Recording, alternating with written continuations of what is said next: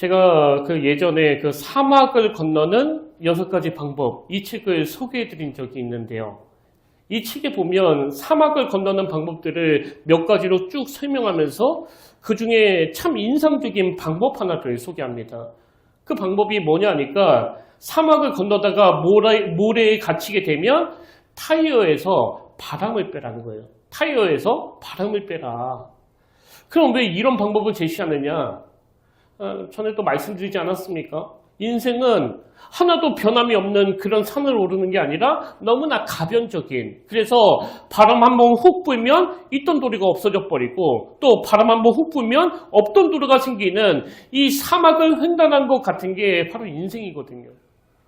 사실 누구라서 인생에 병이 찾아오고 직장에서 실직을 당하고 또 가정에서 아픔을 겪게 되는 걸 원하겠냐고요. 근데 이런 가변적인 상황에 노출이 되어 있는 게 바로 우리 인생 아닙니까? 그러다 보니까 이 사막과 같은 인생을 살아가다 보면 우리도 때때로 이 모래에 바퀴가 빠진 것과 같은 이런 당황스러운 상황에 맞닥뜨리게 된다는 겁니다. 이게 왜 위험한가 하면은요. 이 바퀴가 사막 모래에 빠져버리면 평상시에 자기가 그렇게 자랑하던 그 운전 실력, 경험 이런 게 하나도 소용이 없거든요. 그래서 그 책에서 주장하는 게 인생에서 이 바퀴가 사막 모래에 빠지는 이런 당황스러운 일을 만나게 되면 타이어에서 바람을 빼라는 겁니다. 그 타이어에서 바람을 빼라는 게 뭘 의미하는지는 대략 짐작이 되시잖아요. 그동안 자기가 의지했던 경험, 노하우, 지식, 그리고 또 나는 내 인생을 책임질 수 있어. 내 인생의 타이어는 튼튼해. 아무 문제가 없어. 이런 교만한 태도를 가지고 스스로 막 모래에서 빠져나가려고 발버둥을 치면 칠수록 점점 더 깊이 빠져들어가게 되는 거 아닙니까? 그렇기 때문에 우리가 이 땅을 살아가다가 모래에 갇힌 것과 같은 이런 위기를 만나면 자꾸 자기가 뭘 해보겠다고 발버둥 치는 게 아니라 타이어에 바람을 빼는 것처럼 그 힘을 빼야 된다는 거예요. 힘을. 그런 면에서 보면 우리가 지난번에 살피면 시편 147편 10절 11절이요. 여호와는 말의 힘이 세다 하여 기뻐하지 아니하시며 사람의 다리가 억세다 하여 기뻐하지 아니하시고 여호와는 자기를 경외하는 자들과 그의 인자하심을 바라는 자들을 기뻐하시는도다. 이 말씀도 힘을 빼야 된다. 타이어 바람을 빼야 된다. 그런 지침을 주시는 거 아닙니까? 그래서 내 인생의 타이어가 사막 모래에 빠져있는 이것만 두려워하지 말고 그것들을 뛰어넘어 일하시는 여호와 하나님, 그분을 경외하고 의지하면 이런 위기 상황에서 빠져나갈 수 있다는 거거든요. 저는 오늘 본문 말씀도 바로 이런 차원으로 살펴볼 수 있다고 생각하는데요. 오늘 본문은 사도 바울이 고린도 교회 성도들에게 쓴 편지입니다. 그럼 사도 바울은 왜 고린도 교회 성도들에게 편지를 쓰느냐? 이 고린도 교회는요, 바울이 그 개척한 교회인데 바울이 그 고린도 교회를 떠난 이후에 교회에 여러 가지 문제가 생겼다는 참 가슴 아픈 이야기가 계속 전해지는 겁니다. 그래서 저는 이런 상상을 해봤는데요. 만약에 제가 이제 우리 평택교회를 사임하고 그리고 아프리카 선교사로 갔는데 계속 이런 이야기가 들리는 거예요. 제가 떠나고 나서 이 교회에 막 문제가 많이 생기고 또 쪼개질 위험이 있다고. 그리고 후임으로 오신 목사님이 알고 봤더니 사꾼 목사라서 지금 교회가 막 흔들거리고 있습니다. 그런 이야기가 들린다면요. 글쎄요. 저는 억장이 묻어질 것 같아요. 어떻게 잠을 이룰 수 있겠냐고요. 지금 바울이 그런 상황이에요. 실제로 이 고린도 교회 안에는 여러 문제가 있었는데요. 그중에서 가장 심각한 문제는 그 교회 안에서 분쟁과 파벌의식이 난무하는 겁니다. 그래서 사도 바울이 고린도전서 1장 11절에서 이렇게 기록합니다. 내 형제들아, 글로에의 지편으로 너희에 대한 말이 내게 들리니 곧 너희 가운데 분쟁이 있다는 것이다. 이 분쟁이 어느 정도로 심각했는가 하니까 그 다음 12절을 보십시오. 내가 이것을 말하거니와 너희가 각각 이르되 나는 바울에게, 나는 아볼로에게, 나는 게바에게, 나는 그리스도께 속한 자라 한다는 것이니. 그러니까 교회가 양극단으로만 갈라진 게 아니고요. 내 편으로 갈라서가지고 나는 담임 목사 편이다. 나는 장로들 편이다. 나는 권사들 편이다. 나는 집사들 편이다. 이런 식으로 산산조각이 나 있는 거예요. 저도 뭐 여러 교회에서 사역해 봤지만요. 교회에 좀 어려움이 있고 문제가 있어도 성도님들이 딱 한 마음으로 단합이 돼가지고 잘 대처해 나가면 뭐 아무 일도 안 일어나더라고요. 이건 뭐 가정도 마찬가지 아닙니까? 교회나 가정을 가장 어렵게 만드는 건 어떤 문제가 아니에요. 자꾸 그 마음이 갈라지는 거거든요. 그래서 사도 바울이 그 가슴 아픈 소식을 듣고 참 눈물로 쓴 편지가 그게 고린도전서, 고린도후서예요. 근데 제가 오늘 본문에서 참 주목하는 게 있는데요. 지금 고린도 교회 안에 여러 문제들이 발생했는데 그에 비해서 이 바울이 제시하는 대안이 뭐 너무나 간단한 겁니다. 뭐 누가 잘했느니 누가 잘못했느니 막 따지지도 않고요. 또 이 문제를 해결하려면 막 이래야 되고 저래야 되고 뭐 이런 것도 없고 뭐 되게 간단해요. 그게 오늘 본문 고린도전서 2장 1절과 2절에 나오는데 자 바울의 해법을 한번 보십시오. 형제들아 내가 너희에게 나가 하나님의 증거를 전할 때 말과 지혜의 아름다운 것으로 아니하였나니 내가 너희 중에서 예수 그리스도와 그가 십자가에 못 박히신 것 외에는 아무것도 알지 아니하기로 작정하였습니다. 지금 바울은요 이런 이야기를 하는 거예요. 여러분 한번 생각해 보십시오. 내가 언제 여러분에게 내 말과 내 지혜의 아름다움을 의지해서 말씀을 전한 적이 있습니까? 저는 오직 예수 그리스도와 그분의 십자가만 의지해서 말씀을 전했는데 교회가 왜 이렇게 자꾸 분쟁이 생기는 겁니까?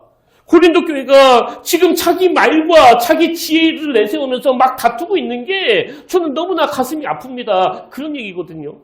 그러니까 한마디로 말하면 교회는 각자가 그냥 나 잘났다, 너 잘났다 그러면서 자기 말과 자기 지혜의 아름다움을 드러내는 데가 아니라는 거예요.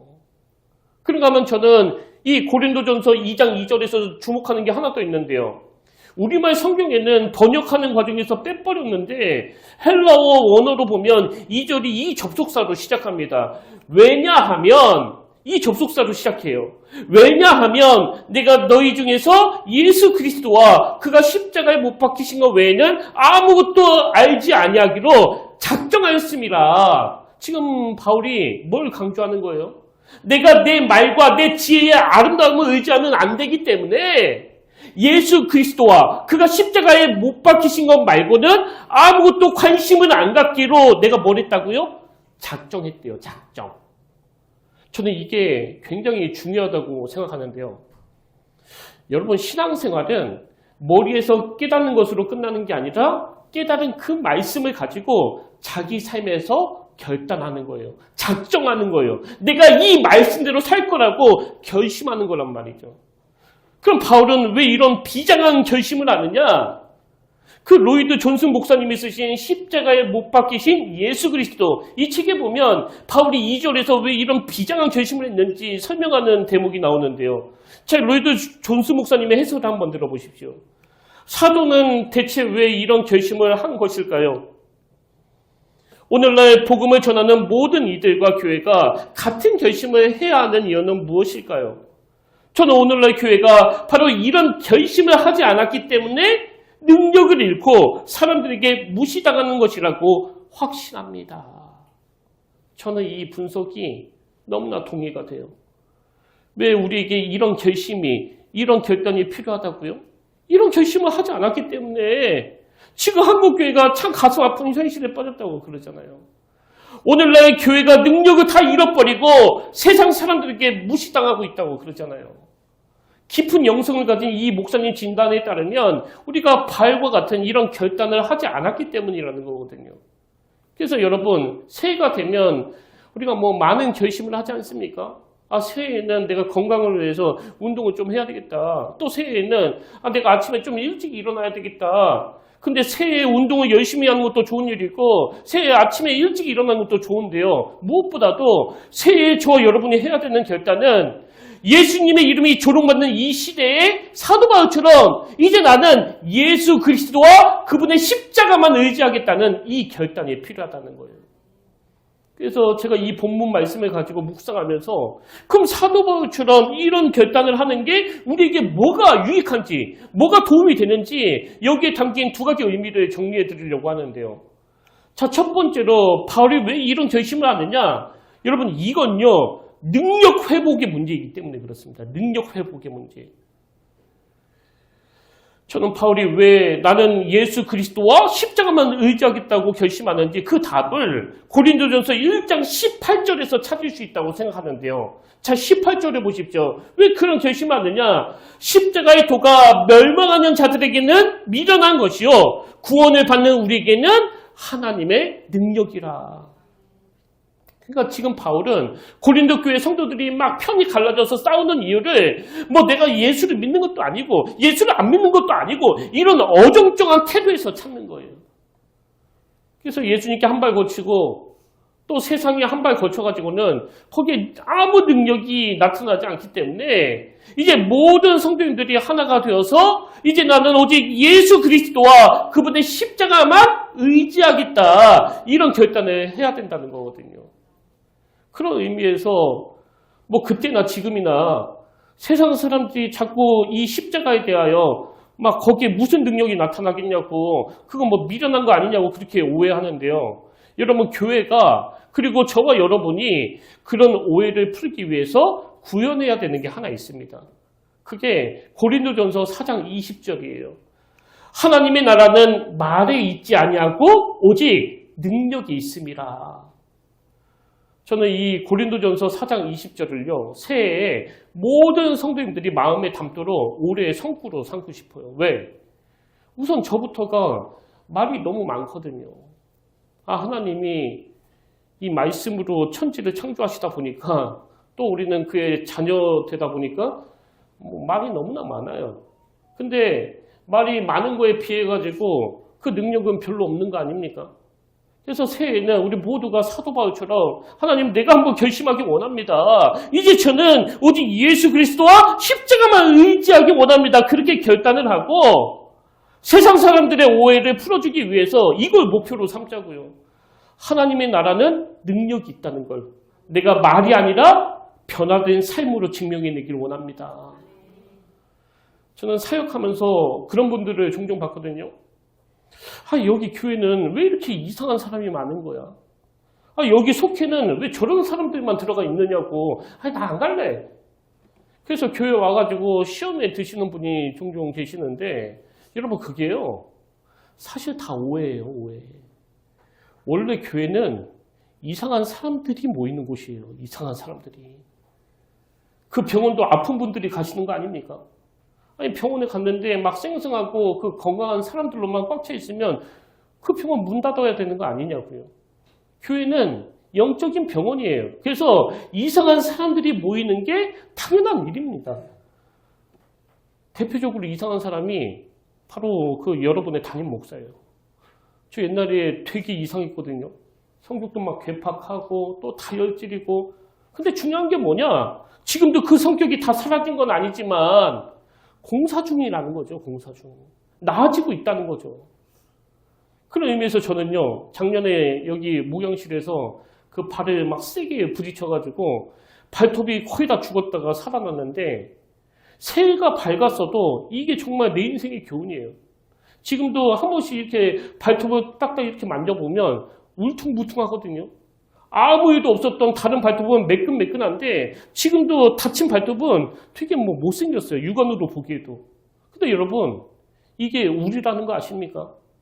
다치고 상하고 깨지고, 그래서 막 마음에 울분이 많고, 또 성격이 온순하신 분은 그 상처 때문에 막 자꾸 위축이 되고, 그게 우리 인생이거든요. 그래서 그 마음의 상처가 여전히 남아있어가지고 나도 모르게 그 옛 자아가 막 불쑥불쑥 튀어나오는데, 여러분, 우리가 예수 믿고 좋은 게 뭐예요? 그 상처가 다 회복된 건 아니지만, 그래서 마음이 여전히 울퉁불퉁하지만 우리는 계속 성화를 향해서 나아가고 있고, 그 주님 안에서 점점 좋아지고 있는 거 아닙니까?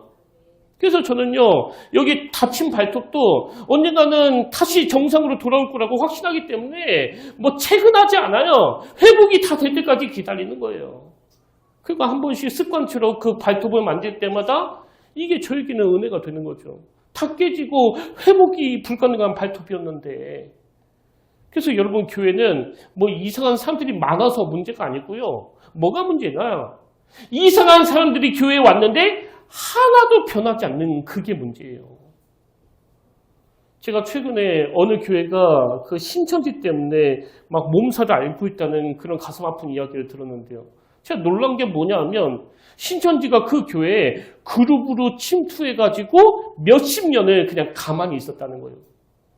근데 그렇게 숨죽여 있다가 그들이 본격적으로 막 활동하기 시작하면서 사실 뭐 그 전에도 조금씩 움직였을 거예요. 그래서 그 교회가 지금 엄청 어려운 일을 겪고 있다고 그러는데요. 여러분 이건 뭐 우리 교회에도 언제든지 일어날 수 있는 일 아닙니까? 아무리 그 문에다가 신천지 출입금지 이렇게 써놓으면 뭐하냐고요. 가면 쓰고 작정하고 들어오는데. 그래서 저는 그런 이야기를 들으면서 하나님 앞에 이런 기도가 나오더라고요. 하나님 만약에 우리 교회도 신천지가 침투하게 된다면 그래서 10년째 이 교회 안에서 뭐 같이 조용히 막 속회도 참여하고 식사도 하고 예배도 드리게 된다면 아버지 그들이 관절과 골수를 찌르는 하나님의 말씀으로 그 복음의 능력으로 10년이 지나고 완전히 회복되기를 원합니다.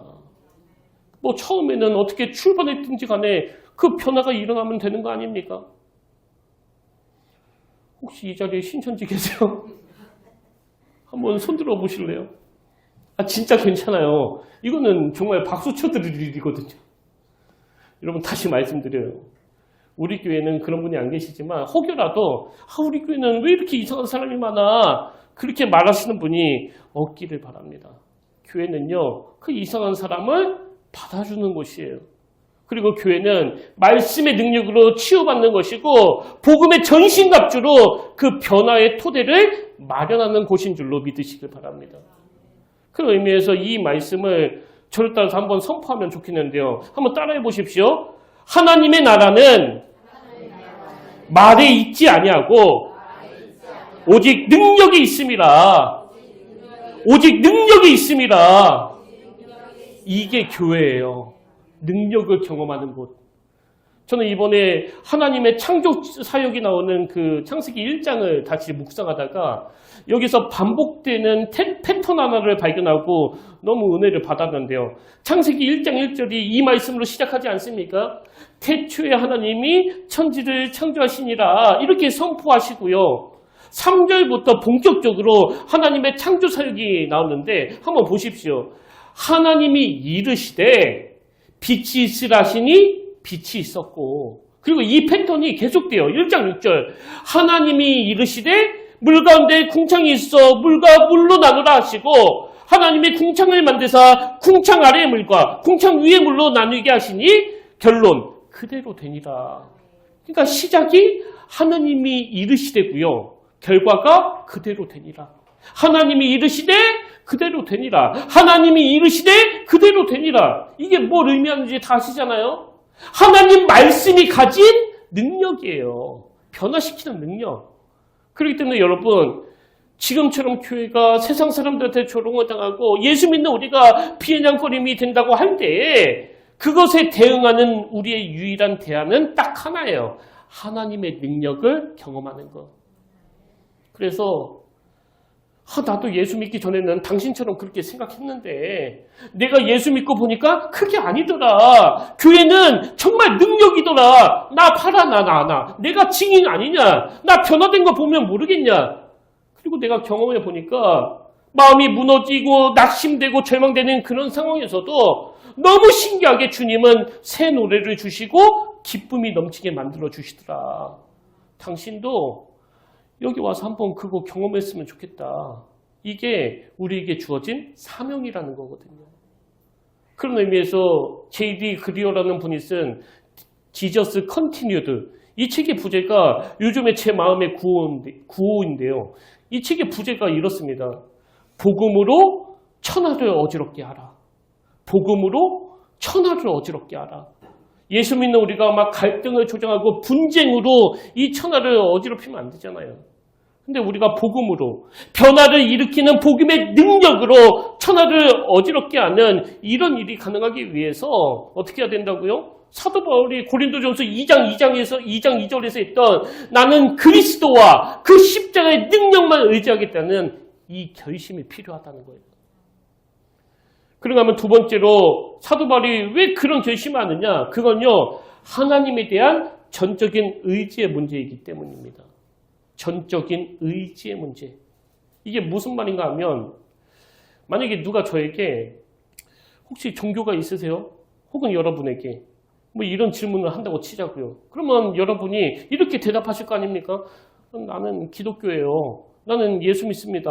근데 여러분, 나는 예수 믿습니다. 이 말은요, 어떤 의미를 가지고 있는가 하니까, 뭐 나는 예수님도 믿고요, 뭐 돈도 믿고요, 또 어떨 때는 뭐 부처님도 믿습니다. 이게 아니고요. 나는 예수님을 믿습니다. 이 신앙 고백에는 나는 예수님만 믿습니다. 이런 뜻이에요. 나는 예수님만 믿습니다. 그래서 사도 바울이 나는 그리스도와 십자가 외에는 아무것도 알지 않기로 결심했다 이렇게 말하는 건 나는 예수님만 섬기겠다는, 나는 예수님을 제대로 믿겠다는 의지적인 표현이에요. 그럼 왜 우리가 예수님만 믿겠다고 결심해야 되느냐? 요한복음 15장 5절에서 예수님이 이런 말씀을 하세요. 나는 포도나무요 너희는 가지라. 그가 내 안에 내가 그 안에 거하면 사람이 열매를 많이 맺나니 나를 떠나서는 너희가 아무것도 할 수 없습니다. 그리고 요한복음 15장 4절도 마찬가지예요. 내 안에 거하라. 나도 너희 안에 거하리라. 가지가 포도나무에 붙어있지 아니하면, 가지가 포도나무에 붙어있지 아니하면 스스로 열매를 맺을 수 없음같이 너희도 내 안에 있지 아니하면 그러하리이다. 지금 주님이 뭘 말씀하시는 거예요? 이 가지가 포도나무에 붙어있는 건 생존의 문제라는 거예요. 이건 삶과 죽음의 문제라는 거거든요. 저는요, 가끔씩 여기 앞에 있는 이 꽃꽂이를 보면 어떨 때는 마음이 좀 슬퍼요. 멀쩡하게 가지에 붙어있던 꽃을 우리 필요를 위해서 툭 꺾고 나가지고 뭐 보기에는 참 이쁘고 좋지만 꺾는 그 순간에 이 꽃은 죽은 거 아닙니까? 그러다 보니까 이게 뭐 한 달을 갑니까? 두 달을 갑니까? 지금 이렇게 살아있는 건 가지에 붙어 있었을 때 공급받았던 그 영양분으로 버티고 있는 중이에요. 그래서 저는 하나님 없이 이 세상에서 막 너무 화려하고 엄청 잘 나가시는 분들을 보면 항상 이 꽃꽂이가 연상이 되면서 안타까워요. 지금은 너무 화려하고 너무 아름다운데 도대체 어떻게 하시려고 그러시나. 왜? 이건 이 땅에서 아름답고 더 아름답고의 문제가 아니라 이건 생존의 문제거든요. 생존의 문제. 그래서 우리가 왜 나는 예수님만 믿습니다. 이 고백을 해야 되는가 하면요. 이 결심은 가지가 포도나무에 붙어있기 위한 몸부림이에요. 몸부림. 이 고백을 하면서 어떻게 해서든지 예수님께 붙어있으려고 안간힘을 쓰는 거거든요. 사실 저는 아까 소개해드렸던 로이드 존슨 목사님이 쓰신 그 십자가에 못 박히신 예수 그리스도, 이 책을 작년 여름부터 시간이 날 때마다 수시로 읽었는데, 왜냐하니까 하나님이 이 책을 통해서 제 마음에 내년 우리 평택교회는 영적인 부흥기를 맞게 될 것이다. 우리 평택교회는 내년에 다시 일어설 것이다. 하나님의 꿈을 꾸며 한 마음으로 달려갈 것이다. 이런 마음의 소원을 주셨기 때문에. 그래서 제가 오래전부터 이제 2025년 새해 첫 말씀을 오직 그리스도와 그분의 십자가를 선포하는 것으로 시작해야 되겠다. 그렇게 마음을 먹고 준비하고 있었는데요. 2주 전에 말씀드렸듯이 12월이 되자마자 제 발목을 잡는 일이 생긴 거예요. 저에 대해서 말도 안 되는 이야기를 퍼뜨리는, 저를 무슨 아부꾼으로 몰고 가는 그런 일이 그때 일어났거든요. 그래서 제가 막 안간힘을 쓰면서 이 말씀을 정말 많이 되뇌었습니다. 오늘 보면 고린도전서 2장 2절, 내가 너희 중에서 예수 그리스도와 그가 십자가에 못 박히신 것 외에는 아무것도 알지 아니하기로 작정하였습니다. 그리고 고린도전서 1장 18절, 십자가의 도가 멸망하는 자들에게는 미련한 것이요 구원을 받는 우리에게는 하나님의 능력이라. 제가 이 말씀을 붙잡고 어떻게 해서든지 그 나무에 붙어 있으려고 막 안간힘을 썼는데요. 그랬더니 하나님께서 제 마음을 막 요동치게 만드는 찬양 하나를 주시는 거예요. 그게 그 찬양의 심폰이라는 제목의 찬양인데요. 사실 이 찬양은 제가 전에도 막 이런저런 찬양을 듣다가 한두 번 들었던 곡이거든요. 근데 이 찬양이 뭐 잊혀졌는데 갑자기 막 제 마음에서 막 작동을 해가지고 가사를 잘 모르는데도 이 곡조가 입에서 계속 흥얼흥얼 막 맴도는 겁니다. 제가 이 찬양의 심폰이라는 찬양 가사를 한번 읽어드릴 텐데요. 여러분, 계속 강조하지만 신앙생활에서 중요한 건 이 상상력이에요. 상상력. 영적인 상상력을 가지고 이 가사가 묘사하는 그 장면을 한번 여러분이 머리로 그려보시기 바랍니다. 우주의 작곡자여 지휘자가 주의 오케스트라 앞에서네.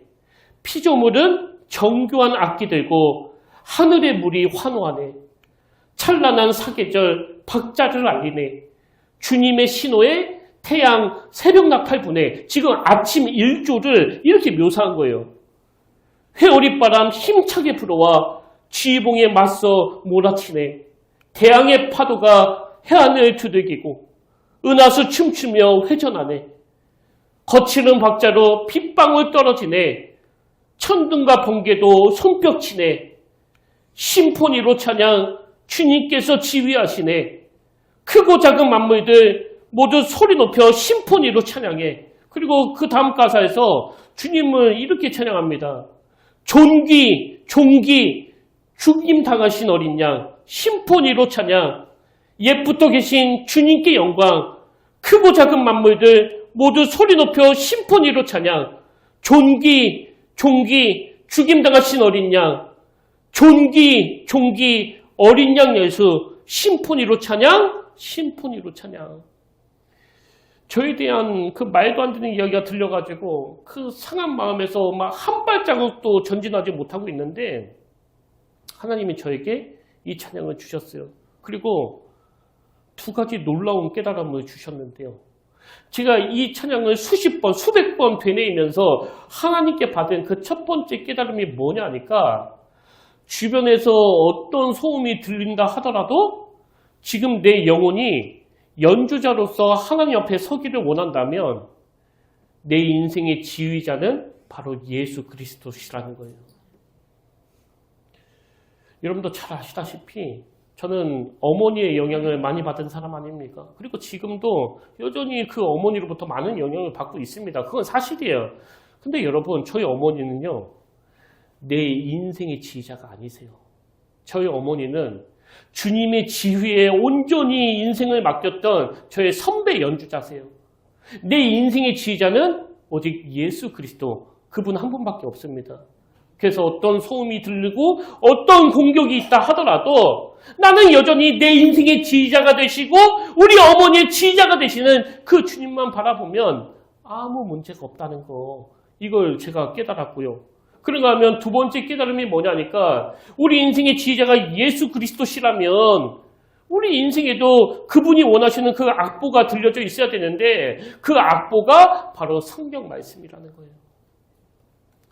가끔씩 그 연합 집회 같은 데 가면 성가대가 막 찬양을 부르잖아요. 그리고 뭐 악보도 안 부르고 부르는 경우가 많지 않습니까? 근데 악보 없이 막 제멋대로 한다는 게 아니고요. 그건 악보를 너무나 소중히 여기기 때문에 이미 다 외우신 거예요. 그건. 그리고 지휘자를 보고 그 손짓에 막 집중을 하니까 그렇게 아름다운 찬양이 나오는 거 아닙니까? 그래서 만약에 우리 평택교회에서 뭐 김우이수 목사가 지휘자고 김우이수 목사가 악보가 되면요, 차라리 이 교회는 당장 망하는 게 나아요. 당장. 우리 교회의 지휘자는 오직 예수 그리스도 그분 한 분이시고 그분이 원하시는 악보는 바로 성경이에요. 성경. 그래서 여러분이 우리 교회에 적응하고 계시려면요, 뭐 어떻게 해서든지 하여튼 이 말씀 묵상을 하셔야 돼요. 말씀 묵상. 그리스도 중심의 성경 읽기. 유기성 목사님이 쓰신 예수님과 함께하는 하루. 그리고 이번 주에 나눠 들었죠. 팀킬러 목사님이 쓰신 사랑으로 나아가는 오늘. 그 외에도 드라마 바이블, 성경 읽기표, 뭐 이런 것들이 다 악보 아닙니까? 우리가 이 악보를 보지 않으면, 우리가 이 성경 말씀을 소중히 여기지 않으면요, 예수님이 걸어가신 그 길을 절대 갈 수 없는 겁니다. 저와 여러분이 새해에는 다른 어떤 것보다도 이 악보를 소중히 여기게 되시길 바랍니다. 그리고 예수 그리스도 그분의 지휘에 따라서 연주하는 그런 복된 성도님들 되시기를 주님의 이름으로 축복합니다. 저는 오늘 결론을 이렇게 맺기 원하는데요. 여러분, 오늘은 새해 첫날이에요. 그래서 우리가 새해 첫날, 첫 주 사도 바울처럼 이 두 가지 결단을 하셔야 됩니다. 하나님, 이제 내 인생의 지휘자는 내 남편이 아니고 내 아내가 아니고 내 자식이 아니고 내가 우리 부모님을 참 존경하지만 우리 부모님은 나보다 앞선 연주자시지 내 인생의 지휘자가 아닌 걸 내가 알게 됐습니다. 이제는 예수 그리스도께서 내 인생의 지휘자로 자정해 주시길 원합니다. 그리고 그분의 말씀을 다루고 있는 이 성경, 이 악보를 내가 가까이 하기를 원합니다. 그래서 새해 첫날 저와 여러분이 좀 더 큰 그림을 그리자고요. 맨날 그 아무것도 아닌 거 가지고 신경 쓰고 미워하고 다투고 또 잠 못 이루는 이거를 좀 이제는 벗어나 보자고요. 저는 저와 여러분이 새해에는 큰 그림을 그리면서 태양이 올라오고 우주가 막 움직여지고 그 우주를 지휘하시는 하나님이 내 인생의 지휘자가 되신다는 걸 영적인 눈에 들어 바라보게 되시길 바라고요. 그러면 제가 작년에 계속 강조했잖아요. 올해부터 우리 평택교회는 관람객이 딱 한 분이세요. 하나님 아버지. 그 한 분 모시고 그분 앞에 우리의 몸짓, 발짓, 손짓, 우리 입술을 동원해서 더 강렬하게, 더 열정적으로 퍼포먼스를 올려드리기를 원합니다. 오늘 새해 첫 예배가 하나님을 내 인생의 지휘자로 인정하고 피조물의 자리로 돌아가 예수님의 지휘에 맞춰 유일한 관람객 되시는 하나님께 기쁨의 퍼포먼스를 올려드리는 아름다운 시간이 되기를 주님 이름으로 축원합니다. 그러면서 우리 결단 찬양으로 모든 만민들아 주를 찬양하여라 이 찬양 함께 부르길 원하는데요. 여러분 다시 말씀드리지만 새해가 됐다고 달력 뜯었다고 우리 인생이 저절로 밝아지는 게 아니에요. 이 어둡고 암울한 시대 속에서도 예수 그리스도 그분이 여전히 내 인생의 지휘자가 되어주실 때 그 모든 어려움이 그 모든 어두움이 또 사라지게 되는 거거든요. 우리 기쁨으로 이 찬양 함께 부를 때 하나님께서 우리 마음에 의욕을 주시고 새 힘을 허락하여 주실 줄 믿습니다. 우리 박수 치면서 함께 찬양합니다.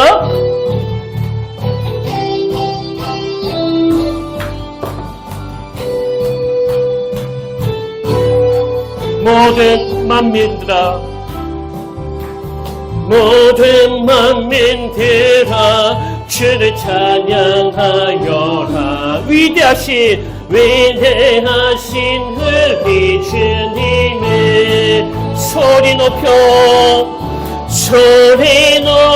찬양해 우리 주 예수 찬양하라 찬미주 할렐루야 찬미주 할렐루야 찬미주 할렐루야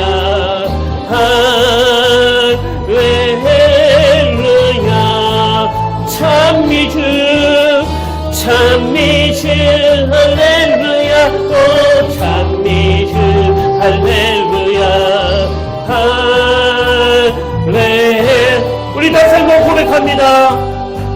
모든 만민들아 모든 만민들아 주를 찬양하여라 위대하신 우리 주님 소리 높여 찬양해 소리 높여 찬양해 우리 주 예수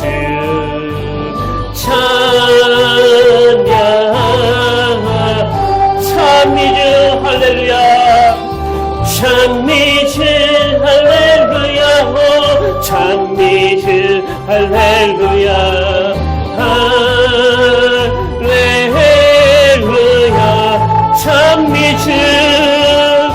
찬미주 할렐루야 오 찬미주 할렐루야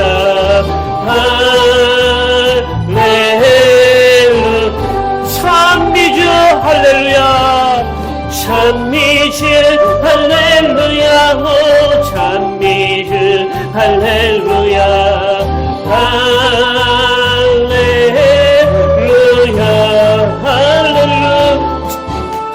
찬미주 할렐루야 오 찬미주 할렐루야 할렐루야 찬양하세 찬양하세 찬양하세 왕께 소리 높여 찬양 드리세 찬양하세 찬양하세 찬양하세 찬양하세 왕께 소리 높여 찬양 드리세 찬양 맡기에 합당하신 주님 언제나 동일하신 주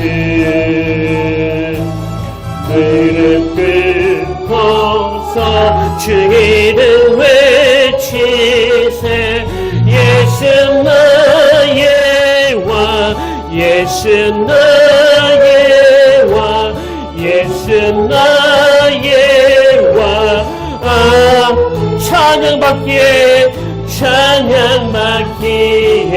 합당하신 주 언제나 동일하신 주 언제나 동일하신 주 무릎 꿇고서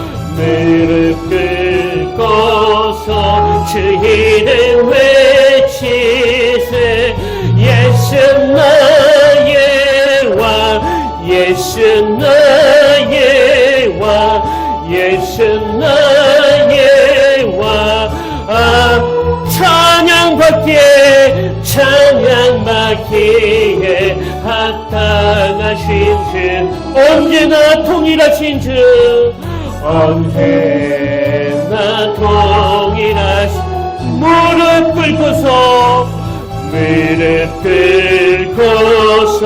주 이름 외치세 예수 나의 왕 예수 나의 왕 예수 나의 왕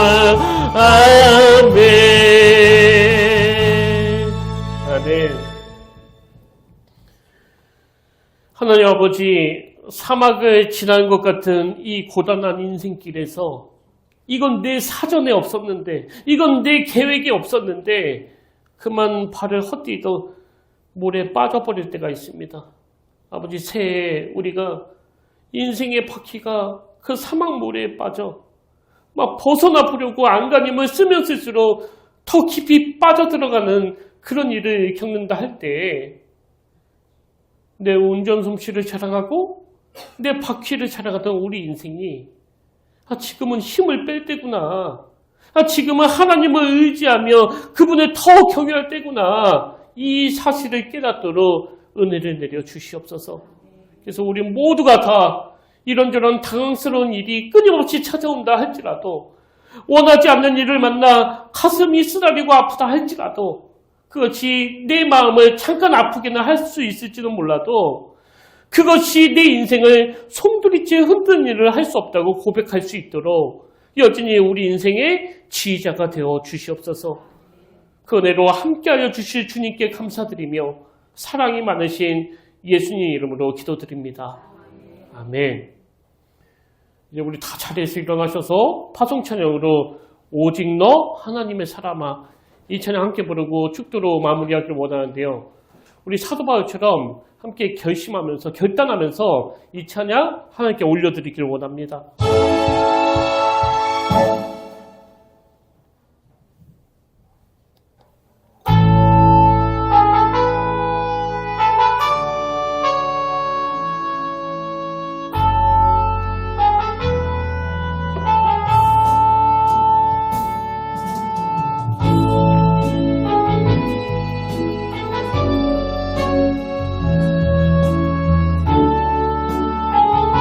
새해 첫 시간에 주님께 드리며 우리 함께 선포합니다. 주가 세우신 이 교회 기도하는 소리가 온 하늘에 사부치네 주가 부르신 이 교회 찬양하는 소리가 온 하늘에 울려나네 주의 고난을 위해 택하신 세대 기도의 터전 위에 교회를 세워가니 죽어가는 이 세대를 위하여 우리 택하시고 세우셨네. 오직 너 하나님의 사랑아, 믿음의 선한 싸움 싸워나가라. 복음의 전신 앞주 있고서 주님의 길을 예비하. 어떤 고난이 와도 어떤 고난이 와도 나는 두렵지 않네. 주님 나와 함께 하시니 어떤 시련이 와도 어떤 시련이 와도 주님 동행하시니 끝내 승리하리라. 오직 너 하나님의 사랑아, 믿음의 선한 싸움 싸워나가라. 복음의 전신 앞주 있고서 주님의 길을 오직 너 하나님의 사람아, 오직 너 하나님의 사람아, 믿음의 선한 싸움 싸워나가라. 복음의 전신 앞주 있고서 주님의 길을 오직 너 하나님의 사람아, 오직 너 하나님의 사람아, 믿음의 선한 싸움 싸워나가라. 복음의 전신 앞주 있고서 주님의 길을 예비하라.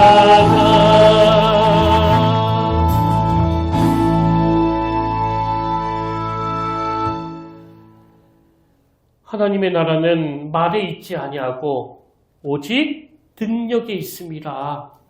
내가 너희 중에서 예수 그리스도와 그가 십자가에 못 박히신 것 외에는 아무것도 알지 아니하기로 작정하였습니다. 하나님 아버지, 새해 첫 주 이 결심을 올려드리오니 우리 평택교회가 매 예배 때마다 마음을 다하고 뜻을 다하고 온 정성을 다해 유일한 관객 되시는 우리 주님을 향하여 아름다운 연주를 올려드리도록 이번 한 해도 저희들을 은혜로 인도하여 주시옵소서. 이제는 우리 주 예수 그리스도의 은혜와 하나님 아버지의 다없는 사랑과 성령님의 감동, 감화, 위로, 교통, 충만하심의 역사가 새해에도 이런저런 변수가 많고 예측하지 못한 돌발적인 일들이 기다리고 있는 현실이지만 그럼에도 불구하고 하나님이 여전히 내 아버지가 되시기에, 주님이 여전히 내 인생의 지휘자가 되시기에 다시 한번 새 노래를 부르며 힘으로도 달려가기로 다짐하며 예배하는 모든 주의 자녀들 머리 위에 지금부터 영원토록 함께 하시기를 간절히 축원하옵나이다.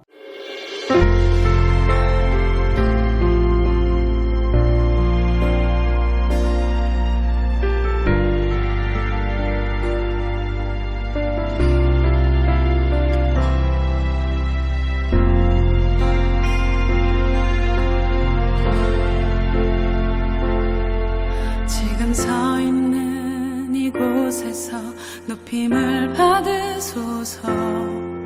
내가 받는 땅 주님